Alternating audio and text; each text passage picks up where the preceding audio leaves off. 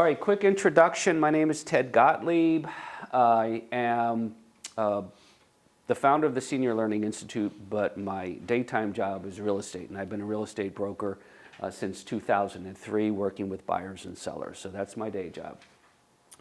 I've sold a lot of property over the years. And then sometimes the slides like to have a mind of their own. So I've sold a lot of property over the years, and I've got about 3 years left in my tank before I decide I'm going to hang it up and hopefully enjoy retirement. Just turned 65, so I'm getting all the Medicare notifications and all those kind of fun things, and that's joyful.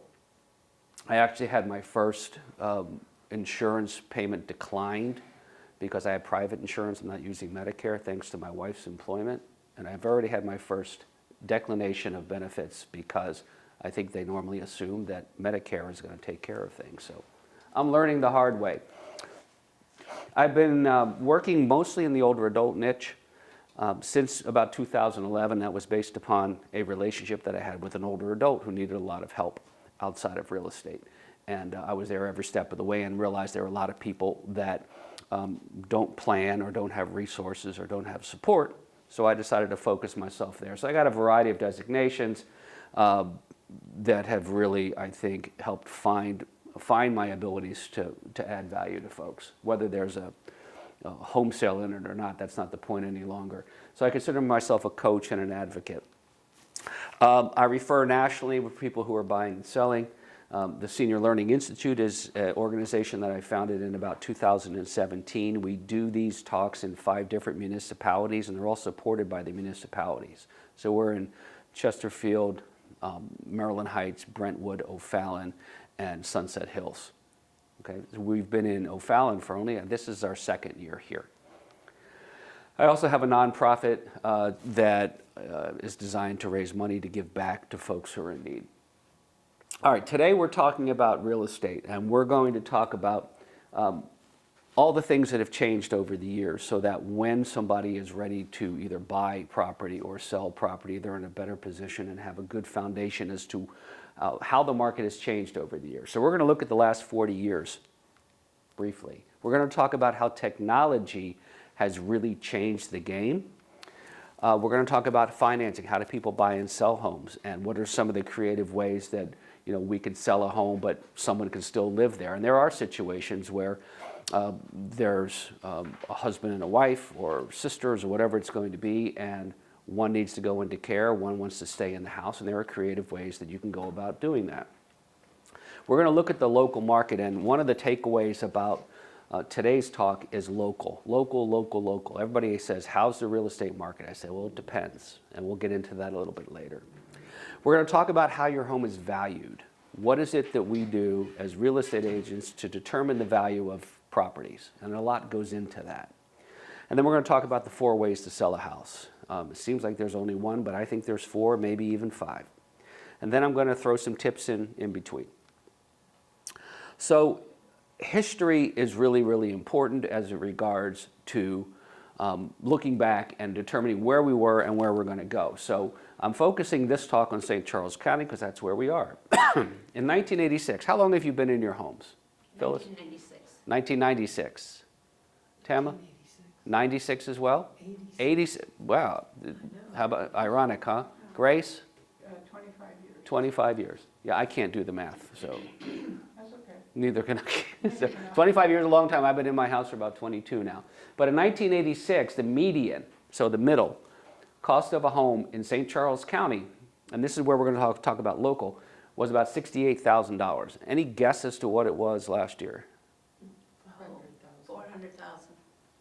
Close, $360,000. I think it's grown a little bit over the years. That's a 500% increase. So if you're a betting person and you bought a house in 1986, not a bad return on your investment. Doesn't always happen that way, but it does. So it has outpaced inflation. People are also buying bigger homes now. Back in the day, in the 1980s, the average square footage was about 1,600 square feet. Sound about right? If you know what the square footage is of your home. It was a 2 or 3 bedroom, 1,600 to 2,000 square foot. Now in 2026, it's about 2,200 square feet. Believe it or not, there's not a lot of new construction going on, unfortunately. We've run out of land. Okay, so a lot of the homes are smaller, and some of the bigger homes are much bigger, 3,000, 4,000 square feet, if not more. So the houses are larger, and the concepts have changed. So in the newer homes that we're seeing now, everything seems to be wide open. There's open floor plans. There's no walls between the kitchen and the family room or the dining room, and it's big and wide open. Some people, newer buyers, younger buyers, they're kind of used to that, and they love that idea until they live in it and they found that it's very, very noisy. Okay, but the open concept is nice. When my wife and I decide that we're going to buy a new home wherever we decide to retire, it's probably going to be an open floor plan. And if the grandkids decide they're going to make a lot of noise, we'll probably find that very joyful, all right? But raising a family, I don't know about that. So open floor plans, really, really beautiful designer kitchens, offices in-house. Thanks to COVID and other things, people are working out of their homes a little bit more, and everybody has to have a 3-car garage. Maybe you have 1 car, but maybe 3 cars seems to be the rage. In retirement communities, that 3rd car garage is for the golf cart, right? And there aren't a lot of those communities in the area. There happens to be one in Lake St. Louis, but those 55-plus communities are few and far between here in this area, whereas other parts of the country, they're everywhere. So the bottom line is that homes are larger, newer homes specifically, but people are paying a lot more for them.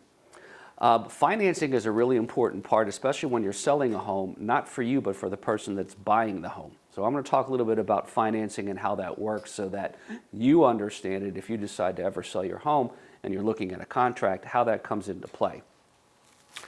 In 1980s or so, the interest rate, you might remember, high interest rate, low interest rate? 15%, 13%. It's been as high as 19% in the 1980s, and a lot of that was because of the inflation crisis. Now, the interest rate is about 6.5%. And believe it or not, 6.5% in the perspective, and I showed here that the 15-year rate is about 5.75%. But it's perceived to be high by most buyers today because we're used to seeing 3%, 3.25%, maybe 4%. So right now, today's buyer sees 6.5% as being high, and it can really be debilitating. It can make the difference of them being able to buy a house or not. So interest rates are really, really important. So we need to keep that in mind. A lot of times when we get contracts now, we look at them and someone will put it in, these contracts allow for a lot of contingencies, and one of them will be financing and how high the interest rate can be. So someone might put in their contract 6.5% interest rate financing contingency, which means that if it goes above that, in theory, they can terminate the contract. So we need to keep all these things in mind when we're negotiating the sale of the contract. So lower mortgage rates make homes more affordable. However, prices continue to go up, at least they have in this market. Again, there's no guarantee of that, but in the past, the home values have been going up, and we're going to show you that in a minute. What type of percentage do people put down on homes? A lot of times we look at that and say, is this house affordable to these people? Can they get approved for a loan? And then also, how's that loan going to impact them in general in regard to their affordability? So back in the 1980s, people were putting down a lot more money in the cost of the home. Now, the homes were less expensive, but they were taking almost 28% of the value of the home and putting that down in cash of one form or another. It was their cash, it was gifted cash, whatever it was, they were putting down 28%. So on a $65,000 home, they're putting down 18 grand. That's serious money back in the 80s. And they had to put down more because of high interest rates. The interest rates were really, really high, and they wouldn't be able to qualify unless they came up with more cash. In 2026, buyers today are putting down on an average of about 9%. So you went from 28% to 9%. So the question we ask ourselves is, are people today able to afford as much home? Are they as qualified as the people that were before? Is that 9% because lenders are just allowing that nowadays and not criticize or critiquing folks as much or as critical? I don't know. But all I can tell you is they're able to put down a whole lot less, which means their monthly payments are a whole lot more, which again may make a property less affordable.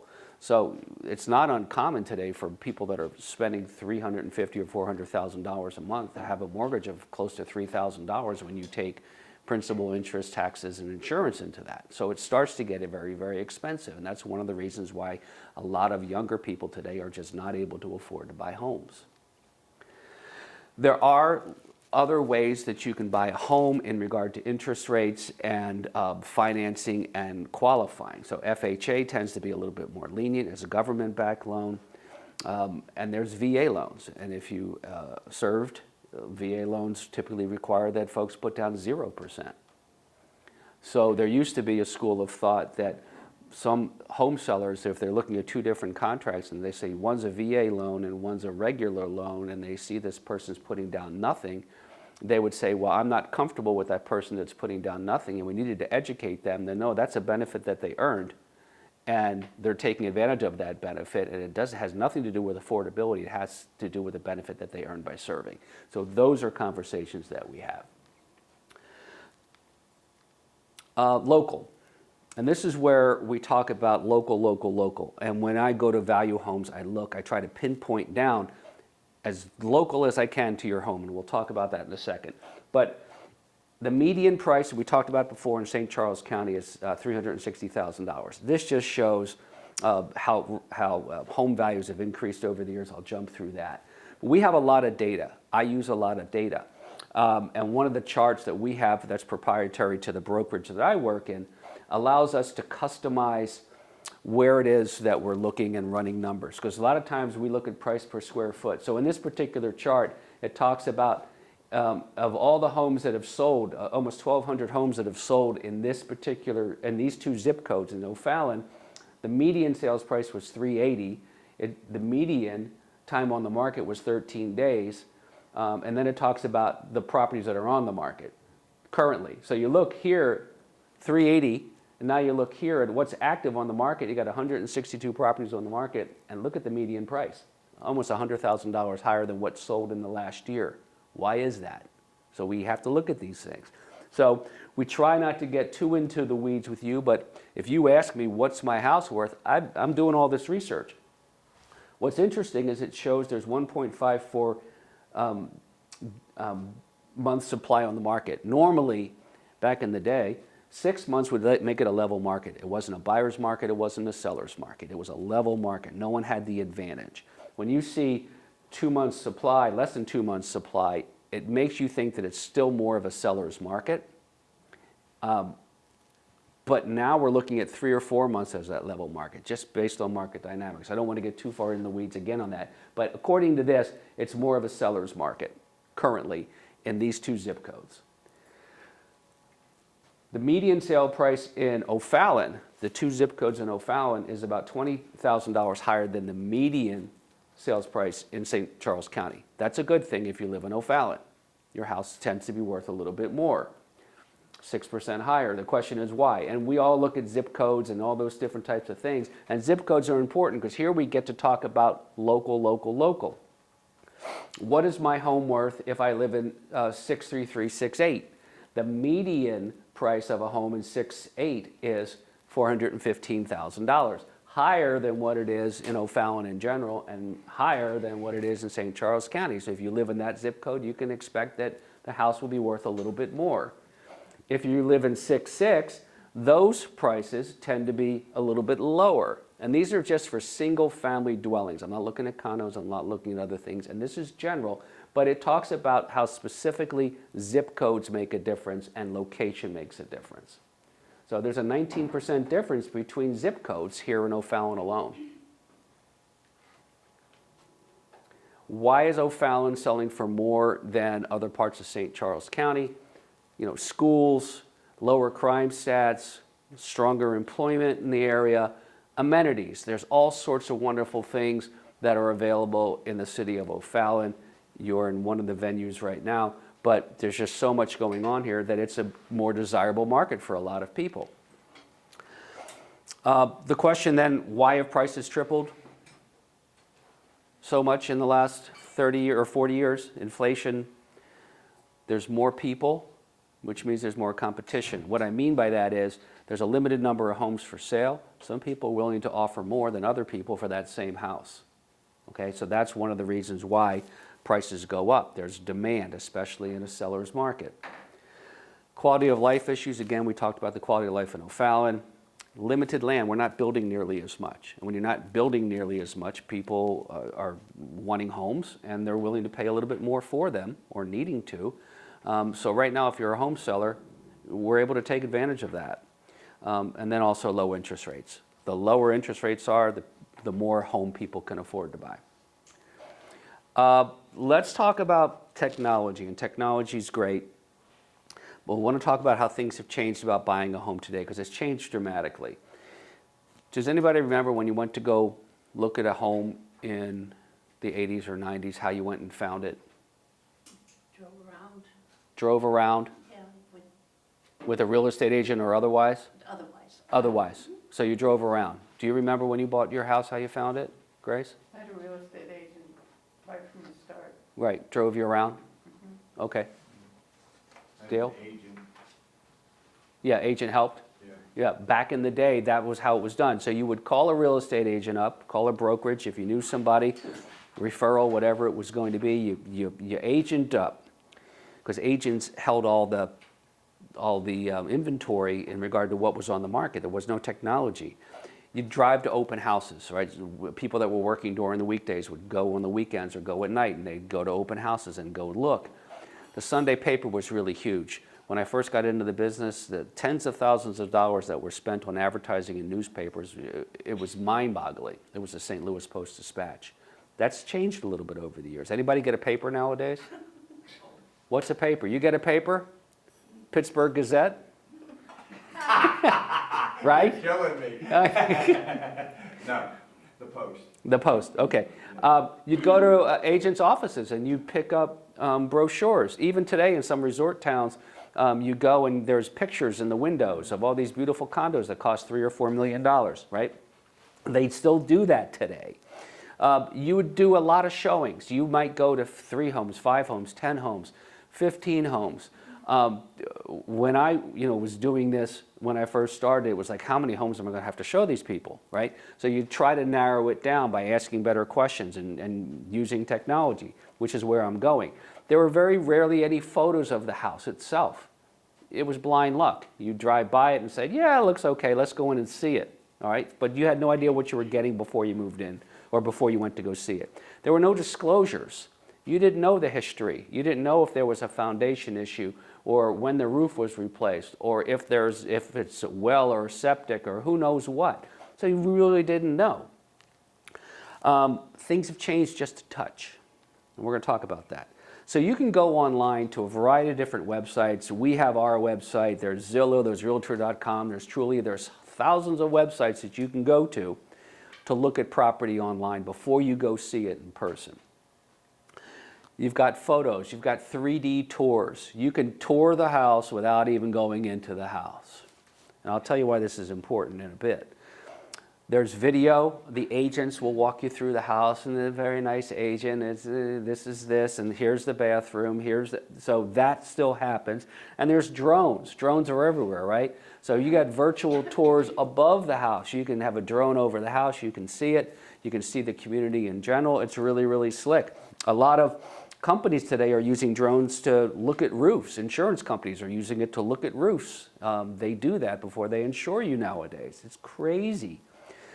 Tons of data out there. We like data, but we try not to get too crazy in it. Some folks who own homes always want to know what the value of the house is and look at the data that's going on. Other folks couldn't care less. But there's tons of data if you wanted it. And that's why we showed those charts, because that's important to us.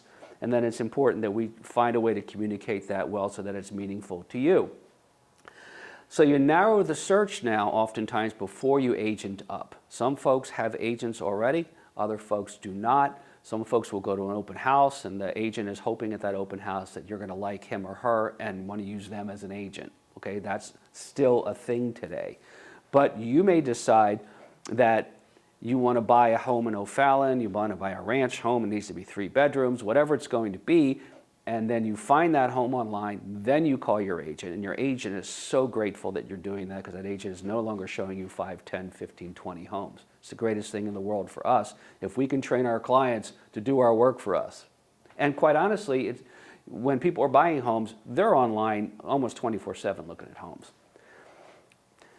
When you set up searches, if you're sophisticated enough to do that when you're looking online on websites, and all of the agents have websites and they want you to on their website, and we'll send you information and we'll send you notifications when a house comes up, we all have that. You get notified right away, so you get a ping on your phone or your computer, whatever it's going to be. It said, hey, a new home just opened up in O'Fallon that hopefully, if it's drilled down enough, will be specific to what you're looking for. So if you're looking for a 2-story and we send you a ranch, that's not going to be very impressive. So we try to really narrow that down. Here's my favorite guy. Talk about technology. This guy doesn't exist. He's AI. So I went on an AI website, artificial intelligence, and said, give me the name of a guy with shaggy hair, sitting on a couch, munching on stuff, looking at his phone, looking for a house. So he doesn't exist, but he does here, right? So this guy is searching for a house on his phone. Happens all the time. And people that are looking, they're always looking. So technology, how things have changed additionally. When we do listing agreements and disclosure statements and sales contracts and everything else, it's almost all technology driven. We will send you a link that says, here's the contract, sign here. Now, a lot of times that doesn't work for older adult clients. They want to sit down and have a comfortable conversation and go through things. We get that. So, you know, I can't tell you how many times I've gone to senior living communities and sat down with folks to go over things, which I thoroughly enjoy. But a lot of younger folks don't even want to get together. They just want to sign it. So when we send it that way, we'll say, okay, let's go over this particular document piece by piece. I want to make sure you understand it. And then once you understand it, you want to sign it, go ahead and sign it. So we don't just kind of leave you hanging out there. Again, virtual tours. Again, you can see the property before you even go in it. Online mortgage. So when a real estate agent takes buyers out for the first time, or even before we go out, we're going to ask the question, how are you planning on buying the home? Are you paying cash? Are you getting a loan? So on and so forth. If they say cash, great. If they're saying I'm going to get a loan, I say, well, have you talked to a loan officer yet? No, I have not. Okay, well, we're not going to go looking at houses until we know how much house you can afford. Okay, because I think that makes sense. Why go look at a $400,000 house if the loan you're going to get is only going to be able to afford a $300,000 house, whatever that is. So we highly encourage, and most agents today will not show homes unless you have proof of funds that you have the money in the bank through a bank statement or through a financial statement, or that you're pre-approved by a lender. Some of us prefer local lenders. We all have our favorite lenders, but we want to see that. And why that's so important is that when we go, finally, after you looking online and us going looking at homes, you finally find that dream house and you don't have that paperwork done, and there's an open house the next day and you want to get in there and write a contract before the open house, or you want to compete with somebody else who is going to make an offer the same day you have, but your lender's on vacation at the lake and you can't get that letter yet, all that time was not well spent. So we really want to make sure that folks have their ducks in a row as regards to pre-approvals. So that's really important. And the nice thing is you can do it online. Dale. What is it if you want to sell your house and you're dependent on that gain to buy the other house and you've got to close on both on one day? Right. The question is, how do we handle? How do you handle it? Well, how do we handle simultaneous sales when you have a home that you currently own and the proceeds from that home are going to go to help purchase the other home? There's a couple ways that you can do that. You try to do a simultaneous close so that the people that are buying your home will close on the same day that you're buying your next one, or maybe there's a day or two between. But if you use the same title company and the funds are there, it makes it relatively easy. There are also loans that you could use to float just in case. What happens if your house is under contract, it's going to close on Thursday, then you're buying a new house on Friday, and for some reason the sale of your house on Thursday gets postponed, delayed, or canceled? What do you do? That's crippling. It's tough. So it's really hard to do. But we also try not to make people homeless, because I'll say to people, they'll say, I'm going to go to senior living, or I'm going to be, my new home's going to be available in 6 weeks. I say, well, sometimes construction gets delayed, sometimes occupancy gets delayed. Let's not put your home on the market until we know for sure that this is your date, because I don't want to make you homeless. Or I offer my basement where people can sleep in, but I joke about it. But you don't want to make people homeless, because sometimes it's easier to sell a home than it is to buy a home. So there's that float. So, and there are bridge loans and other things that you can do just to make sure, because the folks on the side that are selling you that home that you're going to be moving into may not be as cordial, because they're depending on you to buy their next house. And that's when you start to get into trouble. It's challenging to handle. So when the real estate agents communicate well together, it's a lot easier to do. But that doesn't always happen either. Remote closings. I live in O'Fallon. I'm moving to Timbuktu. But I'm moving now, and I'm not going to close on my house for another month. You can go to Timbuktu and close on your house there by signing electronically or pre-signing. So there are ways that we do that so that you can make your move prior to selling the house. And there are a lot of times, and folks that I've worked with that wanted to move closer to the kids and wanted to move right away. And they'll say, well, what do I do? I say, well, just leave it to me. I've had people that say, I want to go, but this is hanging over my head. And eventually, after talking for a little while, they're like, you know what the heck? I'm going to make my move. You handle this. So we handle listing the house, staging the house, decluttering the house, estate sales, everything. Well, you have permission to go live your life. So that's things that we do. There's a level of trust there, okay? And that doesn't always happen right away, but that has been known to happen. Home inspections. Carrie's dealing with a home inspection now, but when people are buying a home, sometimes when selling a home, they'll do pre-home inspections so they can disclose what they want to disclose to potential buyers, but more often than not, they're not doing that, but the buyer that's buying your home is going to do inspections. And same day, next day, that inspector is going to have a generated report that's going to show pictures and note everything that's going on with that house, and that document will be emailed to you or delivered to you, however it is that you use, but technology allows us all to see that almost instantaneously, whereas before it wasn't that way. There's that guy again. Hey, he found his house. On the phone, didn't get off the couch, in theory. What's your home worth? Any questions so far? What's your home worth? Like the attorney will say, it depends. Let's talk about that. We talked about the fact that real estate's local. So what we do, if you live on 123 ABC Street, I'm going to look on a quarter mile, half mile from your home for homes that have sold recently. I'm going to look, if I can, in the same subdivision that you live in. I'm going to look in the municipality if I can't get it down to the subdivision. If I'm looking at a house and appraising or evaluating a house in O'Fallon, I would prefer that it be in O'Fallon. I'm also going to look for zip codes, as we determined is already important, and then I'm also going to look at schools, because that happens as well. I'm pricing something right now in unincorporated St. Louis County, and they thought it was in Ladue schools, but it's in Pattonville schools. There's a difference between the two in regard to value of homes based upon schools, unfortunately or fortunately. So it's a numbers game. We look at the square footage of your home. We're going to look at the number of bedrooms in your home. We're going to look at the number of bathrooms, full baths and half baths, main floor, no main floor. Is the lower level finished? The basement. If it's finished, that square footage counts, and we use that information. I guess you see I got did Amazon pop up? No, Amazon popped up on my screen over here. Sorry about that. Updates. How updated is it?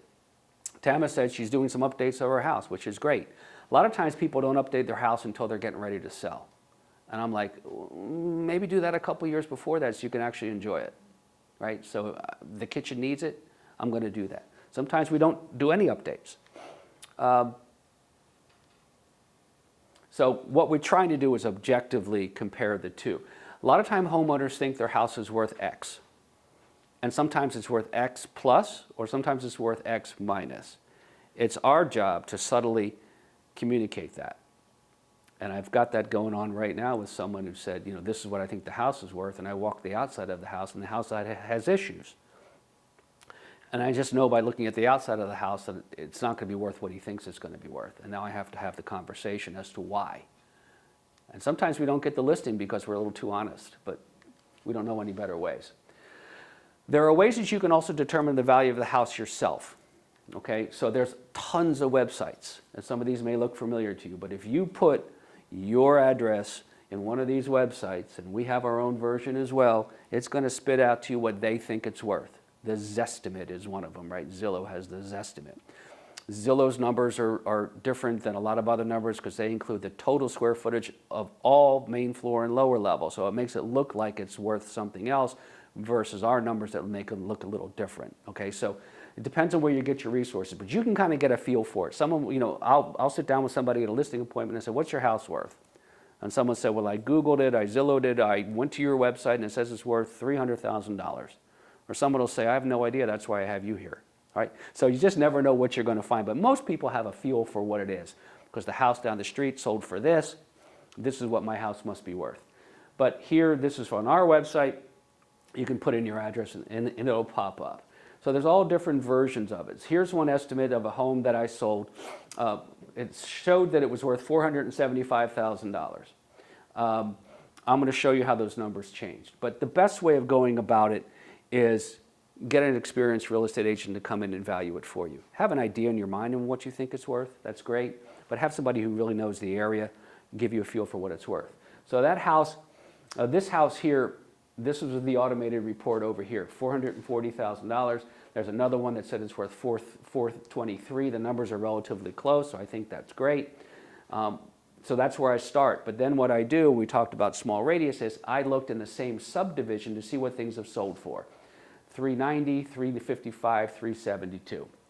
So it kind of gives me a range in regard to what I think it's worth. So I go in with those numbers in my mind, and then I add or subtract based upon what I find when I'm in the house. And we'll talk about that in a sec. Condition, really important. Can anybody relate to these pictures?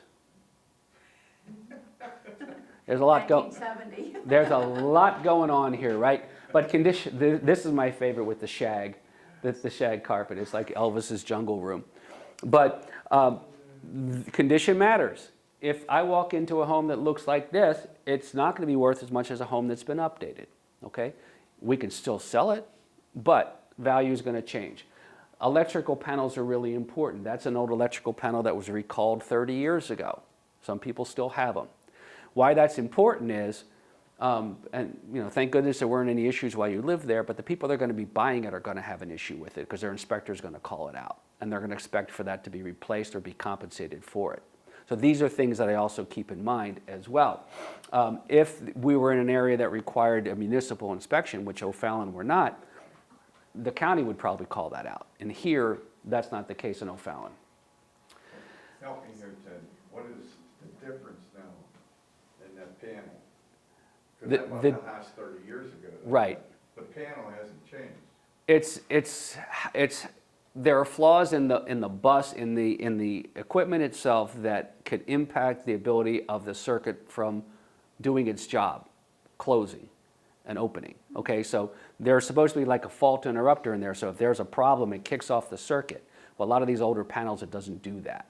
And that's part of the problem. So insurance companies consider it a fire hazard. So there are some situations where if you're in a house that has an old electrical panel that was recalled, and you have a fire in the house, could the insurance company decide to decline the claim because you have a faulty panel and you should have known about it? I don't know. We're getting into... You know if you have a faulty panel? You have somebody look at it that knows, have an electrician look at it, have somebody who's been around homes for a while look at it. But I know if it's a Zinsco panel or a Federal Pacific panel or a panel that looked like the one that I showed you here, this is Federal Pacific. And I look, when I go and I look, if you shoot me a picture, Dale, of your panel, I'll give you a feel. I'm not a licensed inspector. I don't play one on TV. But I know enough to say, hey, you should have that looked at. Okay, just send me a picture of it. Okay? I will. All right. Okay. So, again, conditions important. This is water. We were talking earlier with somebody else in the room that had a foundation issue, and it could have been caused by water. And a lot of times people don't gutter things properly, and the water sits and it puts pressure on the foundation. And this is a house that Carrie and I were involved in to help get it sold. And they put new gutters on, and they ran the water away from the foundation because what happened was this. So we go into a home, we've got eyes wide open. We've been looking at homes for a long time. I used to buy investment property when I first started in the business. So I look for things and I see things that some other agents who are not who are classically trained aren't trained to look for yet. They learn that over the years. I've got the years in my back rear view mirror. Sir? My problem is my basement is finished. Right. And if there's problems with the foundation, I couldn't see it. You're going to smell it. You're going to find dampness in there, those type of things. I'll be happy. You buy me a cup of coffee, I'll come to your house. I'll look at your panel, and I'll give you a feel. Because Carrie and I walked into this house. Carrie and I walked into this house, and I walked in and I smelled a little something. And I went into the back unfinished part of this house, and I smelled a little something. And I looked up and I saw some green growth on some of the beams. And I said, okay, that looks like a fungal growth. I didn't dare call it mold, but I said, I think there's fungal growth there. And then Carrie walked around the other side into the finished part of the basement, and the carpet was a little damp. Now, we already knew that there was a problem on the outside because it was marshy in the back and the gutters weren't letting go. And this is how deep we get into it before we even have the listing, okay? We're looking at this stuff. So, lo and behold, we call our favorite engineer and say, hey, we're a little concerned about this property. What do you think? And he goes, well, nah, there's a problem here. So what we needed to do, and the homeowner, this was a weird situation. The homeowner had passed, the estate was selling it, and there was a sister who was out of state who gave us the okay to go ahead and do what we needed to do. It was pretty incredible. We had to open up the walls of the finished basement. There was carpet there. Open up the walls of the finished basement. Now there's technology that they could use, infrared and other things that can sense moisture. Inspectors can do that. We found these cracks. And these cracks were caused by pressure of water on the outside of the house because the homeowner did a really smart thing, and I'm not kidding. They put a gutter guard system on top of their gutters because they felt as though they needed to keep the leaves out. Well, what that causes sometimes is it causes the water to not necessarily go into the gutters that are designed to take the water and get it to go away. So the water was going over the gutters and putting pressure on the concrete and the ground, which damaged the walls to the tune of $40,000. Okay, so they came in and they epoxy injected it, they put carbon fiber, they put these steel beams up here to keep the foundation. Okay, so this is stuff that happens. And why are we telling this? Because there are ways to help avoid it by being proactive, and we're going to talk about that. So condition matters, be proactive. So before I get into that, by being proactive, I'm talking about going down to your lower level, if you have one. If you don't have a lower level, you don't have to worry about it as much. But if you have a lower level, but you can't get down to your lower level because you're not comfortable with stairs or whatever that might be, or you use it as a storage room, somebody should go down there periodically and see what's going on. You either have family, friends, neighbor, or a company. You're looking at your daughter, I love it, right? But someone's got to go keep an eye on things. So there are companies that actually have home maintenance plans and home warranty plans that go into your home quarterly to keep an eye on things. So that if something is going on, they may pick up on it sooner rather than later. I've been in homes where there's a little water in the basement, but I haven't been down there in years. And there was boxes, cardboard boxes everywhere. I'm visualizing it as we speak. And there was water in the bottom of these boxes all the way through. And there was mold everywhere because she had not gone down to the basement. Okay, so really being proactive is really important. So have somebody, whether it be family, friends, or someone that you're paying, a handyman or whatever, to keep an eye on things for you. I want to talk about the 4 ways of selling a house because I think there are 4. And I'm going to go over those really, really quickly with you because my goal when we go and look at homes is to sell the house for as much as we possibly can. But sometimes condition matters. And the reason I think it's important to sell the home for as much as possible is because oftentimes you need it for your care, you need it for your legacy, and no one wants to see giving a house away. Excuse me. So there's wholesale, and we'll talk about what all these are. Wholesale's for as little as possible. Retail is for as much as possible. There's sub-retail, which means we don't want to sell it to an investor because we know that's not going to be in our best interest, but we also don't want to spend money to fix it up. So we spend it, we list it for a little bit less. And there's the sale leaseback, which we talked about, and we'll go into that in a second. So let's talk about wholesale. It's the easiest way to sell. Really, really easy. But there's one problem with it. You're selling the house as is. Some houses deserve to be sold as is. The shag carpet, the old panel, windows that no longer work. It's just you look at the house and you say, okay, maybe this should be sold as is. Maybe it's not worth very much in its current condition. Maybe the land is worth more than the house. This is not my house. But that's a house that I drive up to and I say, okay, well, wait a second. Am I going to be able to sell this retail and get a maximum value for it? Probably not. Unless it's in Frontenac, Ladue, or Clayton, where it's on about a half acre of land and I can sell it for about $600,000. Okay? This house has got a little problem. Maybe an as-is home. Okay? Hoarder's house. That's an as-is home. Someone lived there. Okay? That's an as-is home. We're selling to an investor. The investor can be very, very polished, or the investor can be really slick, right? He's my favorite, okay? It could be this guy with the, you just never know what the investor is going to be. Now yes sir. Is that AI generated? No, that's real deal. Oh, that's real deal? Yeah. Oh. I don't think he's an investor, a real estate agent, but I was looking for somebody with a little glitzy, okay? So you wore that back in the 70s when you were at, right, Of course. right. So investors come in all shapes and sizes. They could be a family, they could be friends, and selling to investors in general.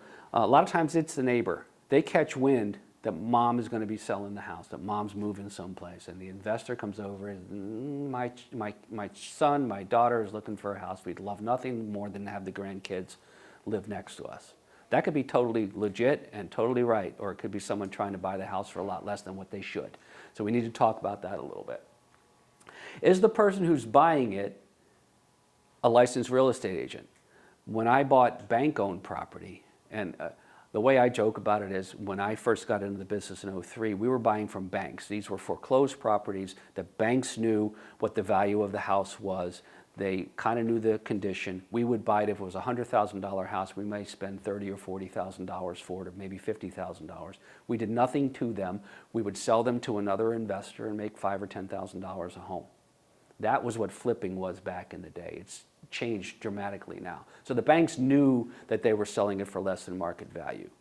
A lot of times today, the investors tend to take advantage of people by making it very easy to sell. I'll sell quickly, or I'll delay it. I'll pay you cash. You don't have to move anything out. It sounds like a great story. And it is for the investor, not you. So they make it really, really easy. Again, they're going to pay cash. Sorry for the delay here. They'll do no inspections. They are their own inspector. I used to walk in and I used to see an electrical panel that was bad and I said, that's going to cost me $1,000. Now that panel is about $2,500. Okay? But they're going to do math in their head. So if the house is worth $100,000 and the fix to get it to be worth $100,000 is $30,000, they're starting to do their math. The problem that no contingencies. I'll pay cash. They have a line of credit normally. Sometimes they have cash. No inspections, no contingencies, no nothing, no financing. Right, I'm going to close fast or I'm going to delay it. It's really, really sweet. Leave what you want. I got a house full of junk, okay? I had one recently where someone was willing to buy it. It was a cash offer. They were paying a reasonable price for it. The seller said, you know what, I think we should have an estate sale before we close on the house. They had an estate sale. The estate sale brought them in $10,000.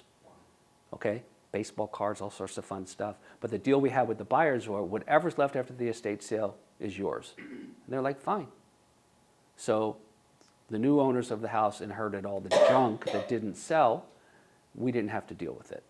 So it was the best of all worlds in that particular deal. Here's the catch. Typically, when you sell a home as is to an investor, you're getting 40 to 50 cents on the dollar. And how it works is that house is worth $100,000. It's going to cost 30 to fix. Let's just say that's the number that they determine or we determine it's going to cost. So they've got that number in the head. But before they even walk in, If it's worth 100, they're coming in at 25% below that. Their math almost every time is 25% off what the retail value of the house is, less what it's going to cost to fix. So that house that could be worth 100 fixed up, if you spent 30 on it, they're paying 40, 35, 40, $50,000. Now that's okay for some folks. They're willing to do that.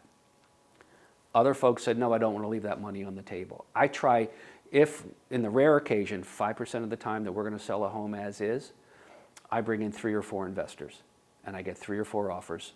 And every one of those investors says to me, Ted, how much do they want to sell the house for? And I'll say, whatever the person's name is. I got one person in mind, because every time he asks the same question, well, how much do they want for the house? I said, it's not how much they want for the house, it's how much you're willing to pay for it. Because I know how much the house is worth in its current condition, and you know how much it's worth. Let's not play the game. Give me your best number, okay? And then they'll typically give me their best number. And I've had situations where we were $50,000 to $100,000 apart, investors on the same house. I had somebody that we were able to put $90,000 more in her pocket because the person who made her first initial offer lowballed it. We eventually went back to her and she came up with $90,000 more, 90 grand, because I was there to negotiate it. So a lot of times people will not have the conversations that they need to have in order to maximize the return. Again, I really dislike selling homes as is unless it really deserves to be, and that's less than 5% of the time. What contract are they using? And is the contract fair and balanced? Now, the investors that I tend to bring in are all licensed real estate agents. So that at least sets a bar that they've passed a test and there's been some background checking going on, and it gives some level of street cred. If they're not licensed, I really have a challenge with it. And if they're licensed, they're typically going to be using the same contract that I would be using, which is a sales contract from the local board of realtors. Otherwise, you can't assume that it's going to be a balanced contract. Also times, the contract will read that they can assign this to somebody else. So what happens sometimes with investors is they will put an offer on your house. Let's just say they offer you $100,000 for your house. They will go and shop it to other investors. I've got this house in O'Fallon. I've got it tied up. That's their language. I want $130,000 for it. He's got it under contract for you for $100,000, or she. Some other poor soul says, yeah, you know what? I can do that. So they will either assign that contract to somebody else, or they will turn to a simultaneous close with that other buyer at the same time that they buy it from you. Bottom line is you've left 30 grand on the table and you don't even know it. Happens all the time. And sometimes if they can't flip it to somebody else, they'll find a way to terminate the contract. So you think you're all said and done, you've made your move to wherever it's going to be, the house has been emptied out, you're depending on the money for whatever, doesn't close. So that is real life, it happens. Hate to see it happen and do everything I can to try to avoid it. So we talked about, are there any loopholes in it? Are they going to flip it to somebody else? And it happens all the time. So less than 5% of the homes I think we need to be selling as is to an investor. I always talk about this, and somebody said, well, you put hire a real estate agent in your presentation too many times. I can't emphasize it enough.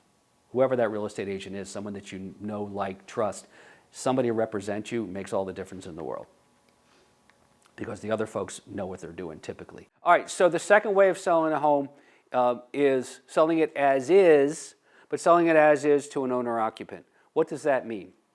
It means that the house that's worth $100,000 that the investor is going to be willing to spend $30,000, $40,000, maybe $50,000 to, maybe we can get you $60,000, $70,000, or $80,000 with someone who's going to buy that same house, but is going to live in it.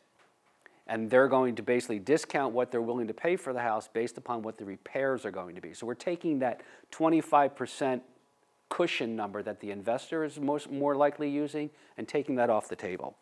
So we're selling it for more, even though it needs the same amount of work. Let's just say the house needs $30,000 worth of work, and the person who's buying it is a person who's a tradesman or a contractor or someone who wants to buy a home next to grandma or wherever it's going to be, but is willing to do the work themselves.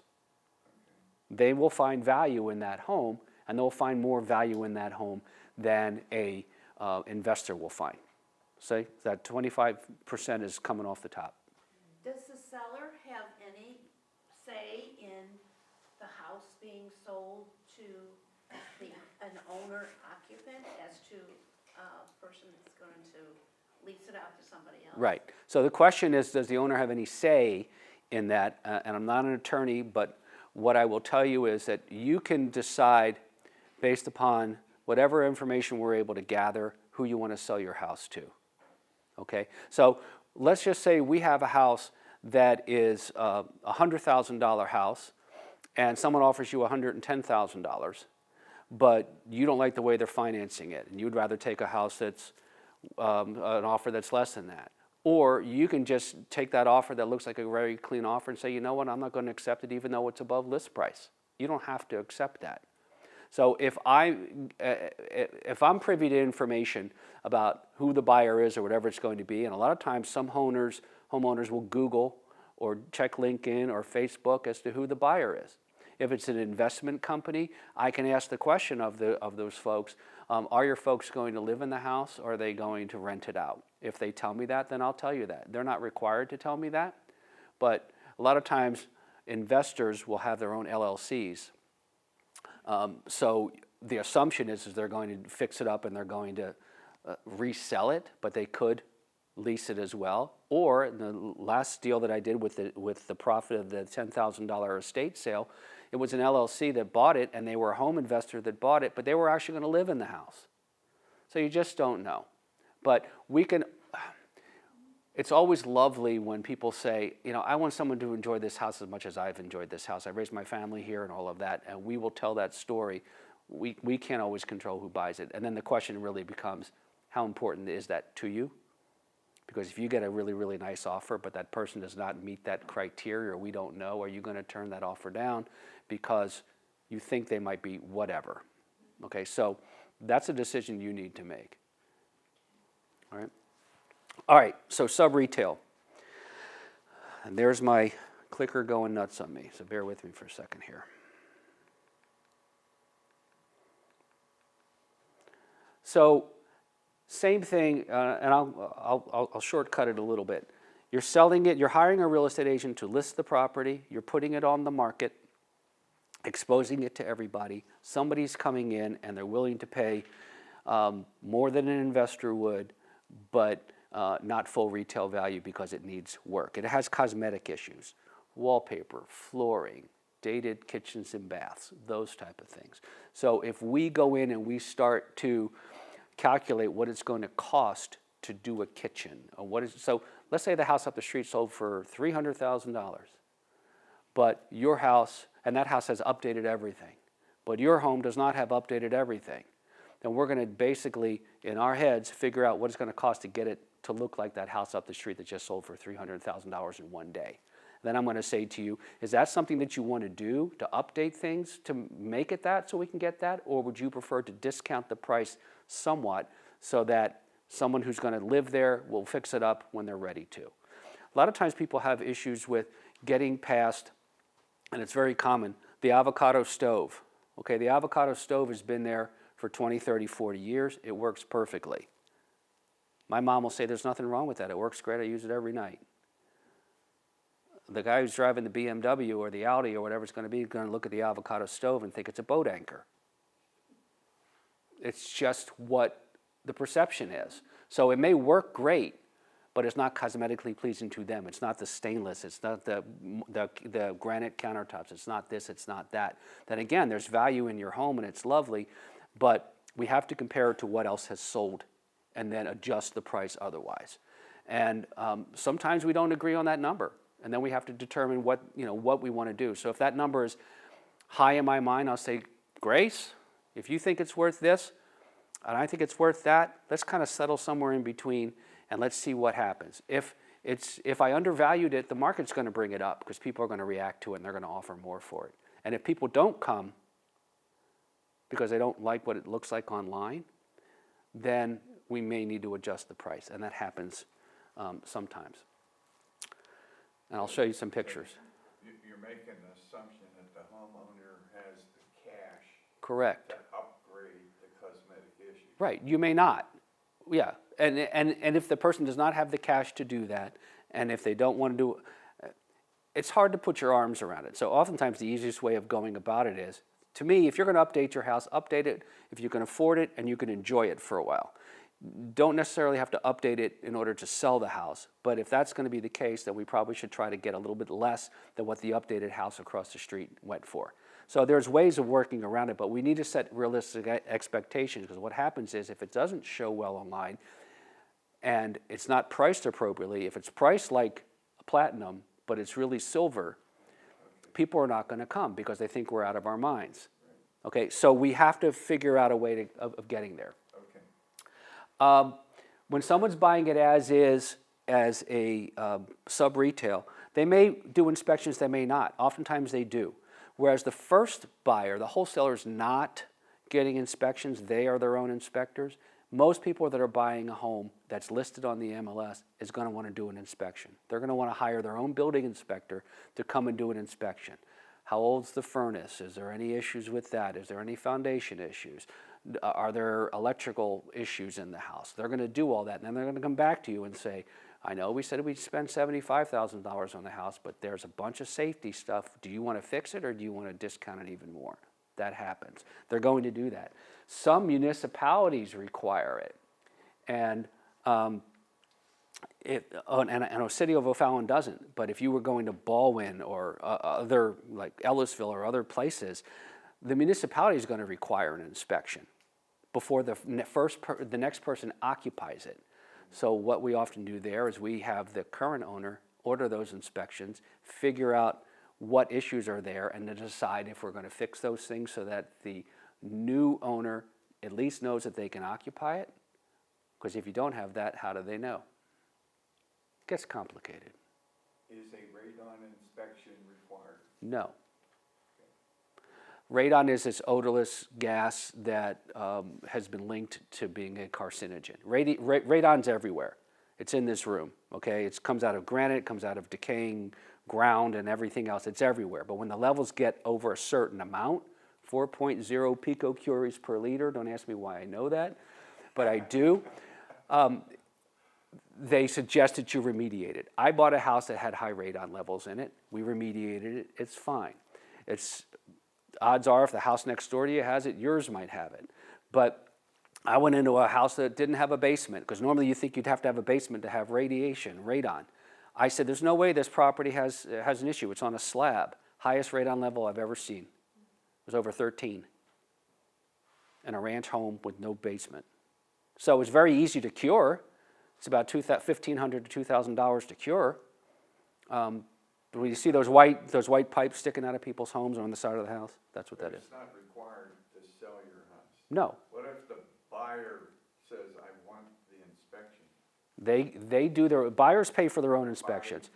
The buyer will spend between $500 and $1,000 doing inspections of your home. Sewer, roof, heating and air conditioning, radon, not required. And if they find that there's radon in the house and they only are spending $150 or $200 to test for it, they're going to ask for radon to be abated or a credit for $1,000 to $1,500 is what it costs. It's very easy to get rid of. So we're taking your radon and my radon and we're sharing it with the world by venting it out of our house and putting it into the atmosphere. We're putting it back where it belongs. But that's what we're doing. Retail. This is the best case. House is relatively updated. We're selling it for as much as we possibly can. Retail value. Again, hire a real estate agent, for heaven's sakes. It's move-in ready. It's been updated. You've done municipal inspections if they're required. Okay? I like to do them up front and get a punch list and get that punch list done by a handyman or a contractor to make sure and to give confidence to the person who's buying the house that they can move into it right away. And there's a certain level of quality there that is required by the municipality. So I love doing those. Who does that inspection? Well, in the municipality has their own inspectors. So if O'Fallon did it, which they do not, they would have their own building department or, why am I losing the name of the? Public Works. Thank you. Public Works Department that has inspectors that will come to your house and they will check your windows and they will check your doors and they'll check your electrical outlets and That they'll. didn't happen when we put our house up for sale. Where was it? O'Fallon. Okay, well, O'Fallon doesn't require it. Yeah, okay, that's. Okay, what- other municipalities do. Yeah, okay. And they'll charge you up, 175 to 100, 150 bucks to come out and do that. Some even require fire departments to come out and do it. We're going to restyle it. This house is pretty current. It's got, if it had wallpaper and it was hideous wallpaper, we're going to say, you know what, let me bring in my restylist and let's talk about some things that we can do to make house look as pretty as possible if you're willing to do it. It may be wallpaper, it may be paint, it may be flooring. It may be taking big items that are sitting in the middle of an area where you have to walk through that are getting in the way that we'll say, you know what, that looks really, really nice there, but in order to make this room look bigger or to make the path a little smoother, let's move this somewhere else, or let's put it into the basement. Carrie and I just had a conversation with someone who does restyling. They're going to stage a lot of things in the garage and put boxes in the garage so that the house looks decluttered, so it's more appealing to people that are going to be walking through it. Staging, bring in furniture. I want to share, and we take professional pictures so that it looks pretty online. Here's something that I think you might find interesting. This is the same house. This is a house in Richmond Heights. They had a water leak. The entire house was gutted. Everything's brand spanking new in this house. Wood, new floors, everything. This was a vintage house built in the early 1900s. They kept the original door. But this is how the house looked when it was finished after it was redone after an insurance claim. Looks pretty nice online. Which house would you rather go see if you were online looking at properties? Same house, virtually staged. So this furniture is not there. It's painted in basically and added by the photographer who took this picture. So we also have folks that are staging companies. The house is completely empty. Some folks are happy to bring in staging. They'll spend $2,000, $3,000 to bring furniture into a house that they just got furniture out of. But boy, does it make a huge difference when it comes to people seeing it online or walking in the door. If you walked into this door, you saw this online, you go, wow, I can't wait to see this place. It looks awesome. And then you walked into this, what would you think? It's still lovely, but that looks really nice. But on the left is mostly what I see online. Right, some do and some don't. Yeah, I'm saying. I'm a big fan of staging because what I'm going to say to you is if you don't stage it, and people walk in, sometimes they're confused. They want to move themselves in emotionally. When you stage it and you have furniture there, whether it be your furniture that you've restyled to move things around, it helps them in their mind move themselves in. It's an emotional decision. When you go to a new home construction site, if you've ever been to one, are their properties staged? Heck yeah. You go to a senior living community, do they have samples where they have furnished apartments? Yep, all Why do you think they do that? Okay, it helps move you in. Big difference. Here's that same house. Which bedroom do you like the best? So we have to actually, when we do virtual staging, we actually have to say it's virtual staging in the MLS. But if there was real furniture there, we can get rid of that sign that says virtual staging. People will come to see your home if they like what it looks like online. That's the bottom line. So if I have someone who says, I don't want to spend money on staging, I'll say, well, that's perfectly fine, but please keep in mind, if we're trying to get top dollar, and if we're not getting foot traffic in, we're not getting foot traffic in for one of two reasons. It either doesn't look appealing online to some people, or it's priced too high. If we're not going to stage it, the first price reduction I'm going to suggest to you is going to be more than what you would have paid for staging. Which would you prefer? And they still may say, I'm not putting staging in my house. That's fine. But ultimately what's going to help sell a house that is not moving is going to be time or money. And the money is going to be the reduction of price to get people to finally say, okay, now I'm ready to go see it. So we think staging is wise. We don't mandate it. On the sale to retail, closing is typically 30 to 45 days. It can be less, it could be more, it's all negotiable via the sales contract. What we try to do is time it to your move. So if you're moving to a senior living community and that community says that your unit will be available in 3 months, then we need to either time it so that we close in 3 months or we hold off putting it on the market until a little bit closer because we know it's going to sell relatively quickly. At least we think it is. There's no guarantee here, right? So what we're trying to do is help prevent you from being homeless by selling your house quickly and closing. So we could get a contract for exactly what you want price-wise, but the closing is not when you want it, then we can go back to them and counteroffer and say, hey, look, our place is not going to be ready for a while. If you're willing to wait until whenever, then we're good. Otherwise, we're just going to have to pass on this opportunity. That's a good point, because there's been people in Twin Chimneys that thought, oh, it'll take 30 days to sell their home, or 60 or whatever, and they have open house and they sell it in the first hour. Right. Yeah, things can sell relatively quickly or not. And be careful what you ask for because you just might get it, right? And some offers you just, someone will say, I've been wanting to buy in this community for so long, I'm going to give you $50,000 above list price, but I want you out in 12 days.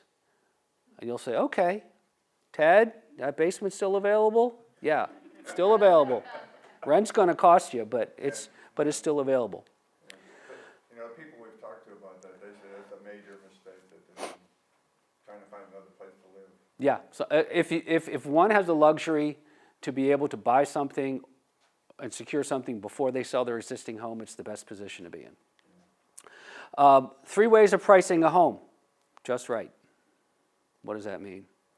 Then there's below market value and there's above market value. So what do I mean by that? So just right means, I didn't elaborate on that, so I want to talk about that for a second. The house is worth $100,000 in our mutual minds. We're going to price it at $100,000, pricing it just right. In theory, the market will like that. People will come see it, and we'll get an offer at or around list price. Pricing it above market value, my house is worth $100,000, but I want to try to get a little bit more. I want you to put it out at 110 or 115. I'll say, I said, we can give it a shot because sometimes you'll get it, but I think we'll get more if you put it at what it should be priced at because people will then bid it up. You'll get more traffic. The market's smart. They're going to know if something's overpriced. So some people will sit it out, but that might work. The other one is pricing it below market value. Now, who would price their house below market value? If it's worth $100,000, would you put it out for $89,900?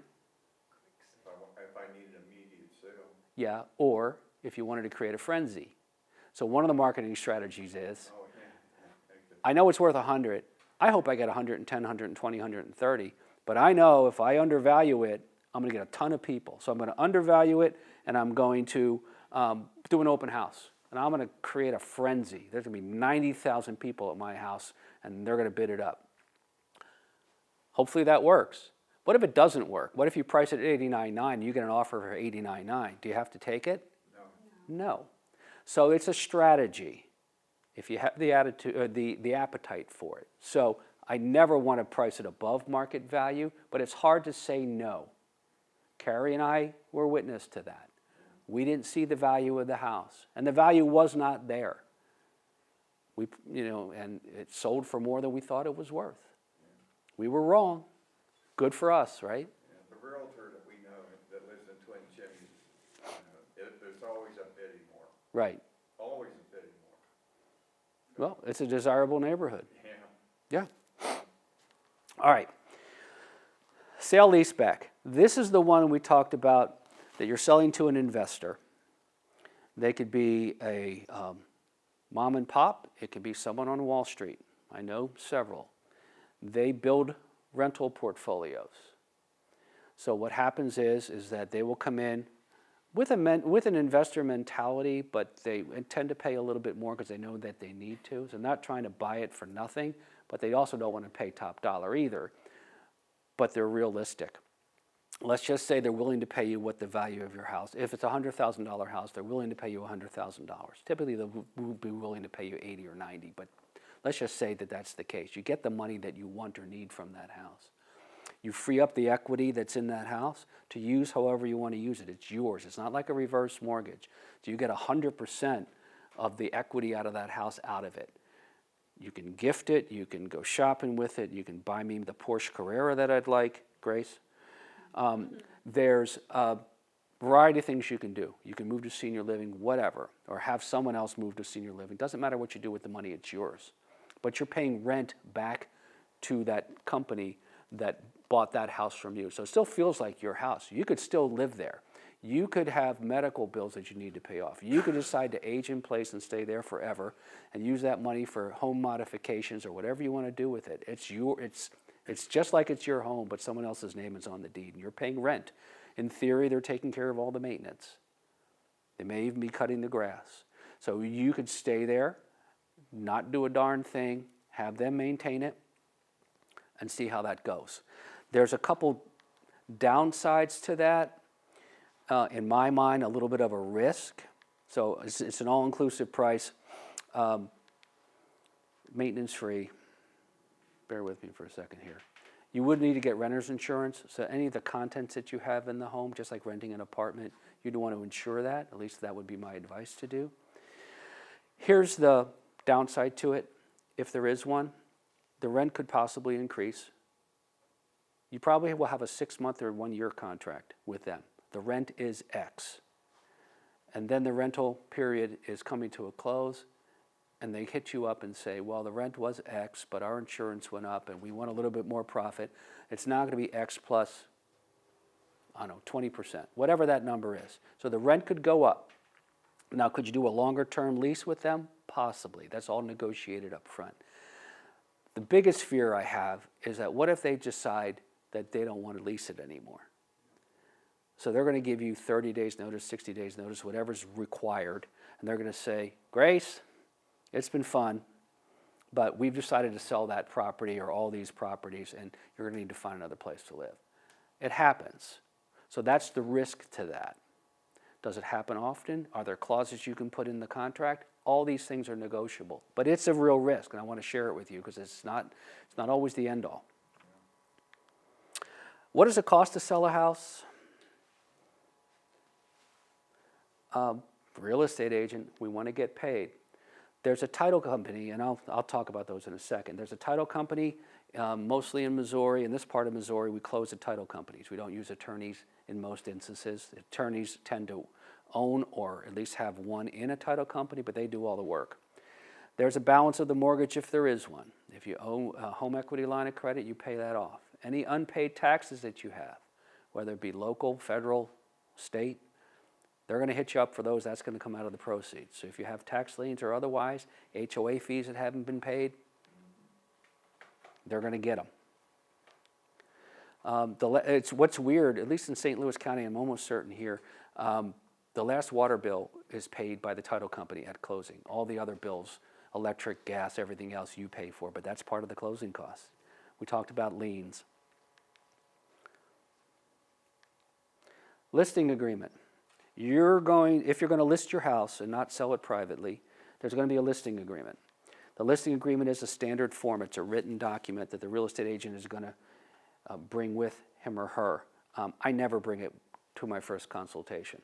It's a little presumptuous, right there. I'm there to educate and earn some trust, I hope. I never ask anybody to sign a listing agreement ahead of time, but some people do. In that listing agreement, you're going to put all the terms of how we're going to sell the house. What are we going to list it at? When's that listing going to expire? So you trust your real estate agent to sell the house, and the agent says, I want a 1-year listing agreement. And you're going to say, okay, well, I want to be Pope. It's not going to happen. But you could have 30-day, 90-day. Most agents are going to want 60, 90 to 120-day listing time in order to get the property out there, get the market to be used to it, and hopefully get paid for their efforts, because there's a lot that goes into this before they earn a commission. There's going to be a commission rate that's going to be put in the listing agreement. It's going to be for the listing agent anywhere. Again, it's negotiable. It could be from 0 to 1,000, but it's normally going to be between 2.5% and 3.5% is what the listing agent's going to want. This is just the listing agent. I'm going to explain that in a minute. In order for you to well, when you do sign the contract, that person really becomes a fiduciary of sorts. Everything that you tell that person, he or she, the real estate agent, is supposed to stay within that person. It's confidential. What your motivations are, how much you're willing to accept for the property, everything else. There's that thingy going again. The problem is that if there's something that you choose not to disclose and the agent knows about it, that agent is obligated to mention something to other agents that he or she are working with. Okay, you can't say that the basement doesn't leak because you don't want to see the basement leaking when I know that the basement's leaking. Got to disclose it, and there's a seller's disclosure statement that does that. Are there any other fees that the agent's going to charge? Some brokerages charge an additional fee to the listing agreement. Could be $300, $400, $500 additional just for them to cover their administrative fees for processing your deal. That's something I don't believe in. If I'm getting paid 2%, 3%, 4%, whatever it's going to be, I think I can afford to have somebody do my paperwork. Just me. What's included in that number? Are they doing any restyling tips for you or bringing somebody in? Are they taking pictures for you? What does it include? One of the things that's changed when people were selling homes before is that there was the almost obligation to offer compensation to the buyer's agent. So listing commissions used to be looking more like 5 or 6%. Now they're looking more like 2.5 to 3 to 4%, whatever that agent wants to try to get. But they're no longer compensating the buyer's agent in theory. It used to be that the MLSs used to require that the seller offer compensation to the buyer's agent. There was a lawsuit, started in Missouri, that basically said, we don't like that idea. We shouldn't have to pay the buyer's agent. So they settled, and now it's, in theory, up to the buyer's agent to pay their own, it's up to the buyer to pay their own buyer's agent's commission. So if Grace and I are going to go and look at a house together, we now have to have a buyer's agency agreement, which is something that was always there in the first place, but not everybody executed them. We now have to get an agreement that says if Grace buys a house, I'm getting a 2.5% commission or whatever number I choose to come up with. Now that 2.5% that Grace has obligated herself to still can be paid by the seller of the house. We're going to ask them to pay it. And 9 times out of 10, the seller's still paying it. Wow. Almost every time. Wow. Okay, it's still happening, but it's now clear to everybody who is obligated, who is committed to paying it. There supposedly wasn't transparency. It used to show on the listings how much the buyer's agency commission was going to be. It's no longer there. So in my personal opinion, it's less transparent than it used to be, but this is the way that the National Association of Realtors and the government decided to do things. Okay, so I would expect if you're selling a home, between 5 and 6% is what commissions are going to end up being. Again, it's not a hard, fast rule. It's just what's most common nowadays. It's really weird. So again, who pays them? So as a seller, the question comes in your mind, who really pays the commission anyway? And Dale's going to say, well, I pay it because it comes out of my money. And I'm going to say, nuh-uh, Dale, you've never paid it. It's the buyer who pays it because it's coming out of what they've decided to offer for the house. And we'll go back and forth with each other, and you'll say, well, that's just how it's viewed. So I can always say that the buyer's always been paying the commission because it's coming out of what they're offering for the house. And the sellers look at me like I'm crazy. But then they think about it for a while and they say, well, maybe you got something there. So the buyer's sales contract, it's written. So we go out and find a house and we decide we're going to write on it. We put a contract together. The contract is a standard form coming from the local board of realtors. Typically the buyer's agent, Ted and Dale, are looking for homes. We write it up. I send it to the listing agent who's representing the seller. The listing agent in turn presents it to the homeowners, and then we go back and forth. But typically in that contract, and all we're doing is filling in blanks. We're not attorneys, so we're not allowed to change those contracts. We're putting in the terms, how much I'm willing to pay, when I want to close, will I be doing inspections, what kind of financing will I be doing. So there's a bunch of contingencies in these contracts that if the buyer stays within the terms of those contingencies, can always cancel the contract as long as they decide to. So in theory, We get Dale's home sold, right? And Carolyn's home sold. There's inspection period there. There's a financing contingency. The inspection period's passed in this particular instance, but financing falls through. 29 days later, we're back on the market. We get it under contract. Buyer does inspections. Not happy with the inspections. It's going to cost too much for me to move into this house. Buyer cancels the contract. It happens from time to time. That's why I'm such a proponent of doing as much of the little things as we can up front so that inspections don't fail or don't look as bad as they would have had we not been a little bit more proactive about it. So there's a method to the madness there. There's a response deadline. So we write a contract. Dale and Carolyn writes a contract, and we want the seller of the house to respond to us within 24 hours. Or we might push them and say, you know what, I know you have an open house tomorrow, and I know you want 4 days to make a decision. We want to know now. We'll give you to 5 p.m. tonight. That's really pushing them. But if the offer's that great, cash buyers, close quick, done. Didn't even get to the open house. That happens. So, and when that contract comes, you can either accept it or forget about it or counter it. Inspections, and I know I'm running a little bit late, but we talked about it. Inspections, some municipalities require it. O'Fallon does not. The buyer will order inspections, and those inspections, there we go. Those inspections will cost between $500 and $1,000, and they're inspecting everything. Some of this I've talked about already, so I apologize. But the buyer is doing their inspections. It's going to be noted in the contract, and they're going to look at everything. Typically, they're going to ask for 7 to 10 days to do inspections. So we put the house on the market. We get a contract on day one. They take 7 to 10 days to do inspections and then change their mind. We've lost our momentum. So a lot of times we'll say, 7 to 10 days is a long time. How about you get it done in 3 to 5 or 5 to 7, whatever it's going to be, because we don't want to be tied up. Because as soon as it goes under contract, we change the status in the MLS. It doesn't show that it's active anymore. It shows that it's active under contract. And you're going to say, I've been looking at houses for 3 months, and I'm tired of looking at houses that are under contract. I only want to look at active homes. Why would I waste my time going in a house that's already under contract?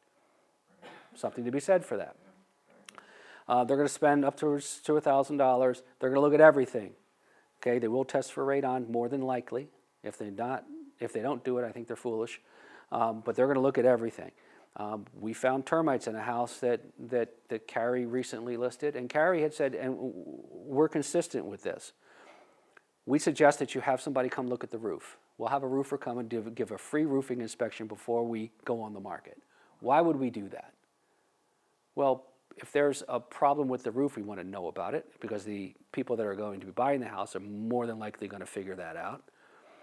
If I'm moving to a senior living community and I no longer have to really worry about homeowners insurance any longer, it's not going to kill me to have a claim if there is a claim. So if I can get a brand new roof for my deductible with an insurance claim, assuming that the roof is eligible for that, I can get a brand new roof and market a house with a brand new roof on it and probably new gutters. Is that going to help me? You bet it's going to help you. So those are some of the things that we suggest. Once the buyers do their inspections, they're going to hit us up with what's known as an inspection notice. The inspection notice is going to say, hey, we went through the house, everything's great, we're moving forward. The inspection notice will say, the house ain't so great, we're terminating. Or they're going to say, the house is pretty cool, but there's these things that we found, we want them fixed or we want compensation for it. And then we negotiate. And normally there's a 7 to 10 day period negotiating that. So in theory, we could tie up your house for close to 20 days or longer and the deal falls through. Okay? It doesn't happen often because when you have an agent that you're working with that's good at what he and she does, they're going to be proactive with that. Okay? And they're going to help get things communicated quickly or get a feel for what's going on. And they'll negotiate shorter time frames. So I think that's really important. Isn't it better to have an inspection done before you put your house up? Most brokerages, good question. Isn't it better to have an inspection before you go on the market? Again, if you're in a municipality that requires one, I highly recommend that you do it, but though you don't have to. If you do an inspection of your home, and most brokerages today will have you sign a form We suggest that you do a home inspection prior to selling your house. To me, it's more of a CYA for the brokerage. And it's fine to do as long as you realize that anything that you find during that inspection, you are going to disclose. So, or at least disclose and take care of. There's two different ways of going about it. You can get a list of things that need to be done to the house by a professional inspector, and you can bang out those things, and you can include in your seller's disclosure, we have attached a copy of the home inspection that we did, and these are the items that we fixed. Perfectly great. Does the inspector have to come back and confirm that they're fixed? Not necessarily. You could have them come back and do that, but in my mind, if you say this is what we've done, Yeah. we're disclosing what we've done based upon the receipts that we have, here's all the stuff that we've done, the buyer still very well might do their own inspection, or they may go based upon what you've done. And I've had it go both ways. But at least you're disclosing everything. So if that roof is caving in and the foundation's bad, and again, these are things you didn't know about, okay? Because if you knew about it, you would have disclosed it. Or we would have talked about it, or I would have seen it, okay? But there's things that I'm not going to see, or things that you don't know exist until somebody goes ahead. So that furnace, the heat exchanger's bad. You got to replace that. So whatever it is, I think it's great, but just keep in mind it kind of hangs you out there to do something about it. You got to at least disclose it or fix it. Totally your call. I have a question. Yes. If you do have one of these inspections, say you have it done on the 15th, Mm-hmm. it could be municipal, or it may not be, but you have it done yourself. How long is that good for? Typically, it could be months. Some of them are 3 months, some of them are 6 months. And what I have found in general is that these inspectors don't knock on your door towards the deadline and say, let me see what you've done. You got to call them back out. So even if you call them back out, they would treat it as though it was a brand new inspection. Okay, but most of the forms will say you've got 60 days or 90 days before you have to pay for another one. So oftentimes you pay your 90 or 100 and some odd dollars, and it includes the initial inspection and the re-inspection.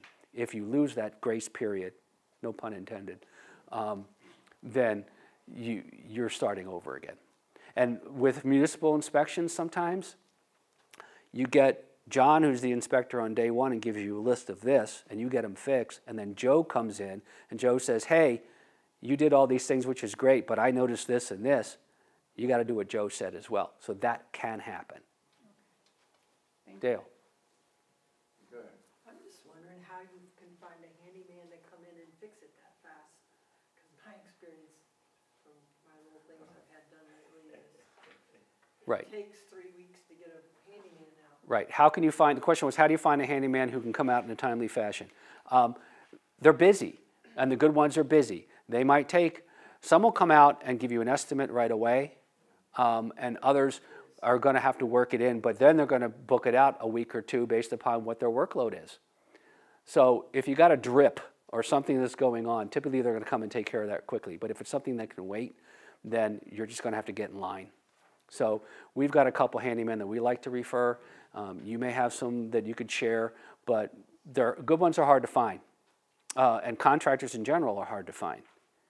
I've got a house right next door to my house that the contractor, I'm convinced, is now working multiple jobs. And he's coming into the house next door, and it's been off the market for 2 years. And he's doing a beautiful quality job, but he's working from job to job, I guess feeding himself or whatever it is. And he'll work a couple hours on a weekend or on a holiday. Otherwise, he's out somewhere else, and it's taking forever to get it done. So you got to be really, really careful. And then you also have to make sure that the handyman that you have is properly insured. We caught one the other day who had an insurance certificate of insurance that expired a year ago, and it also didn't have his name on it. And he's going up and doing chimney work. So those are things you got to be careful of. To Dale. Ted's point, Billy Dawson was here last month, and I had a discussion with him about your very point. He's got 9 people that work for him. They have to be scheduled maintenance. 9. And he's the one of them that I use. I Yeah. used Mr. Fix-It. And Yeah, I would it too. took- Yeah. It was at least 3 weeks before they could come out. Right. He's worth the wait. Billy's worth the wait. Yeah. Yeah, so yeah, unfortunately, that's the case. unless you have a large enough job. You know what I'm saying? So sometimes once you get there and you have a handyman who's really coming in and punching things out, and he's got 3 or 4 days to do whatever he or she needs to do, and he can put his whole crew on that, then you're getting it done relatively quickly once they get there. But sometimes it takes a while. I could keep going, but I know I'm running over. So I'm going to stop it here.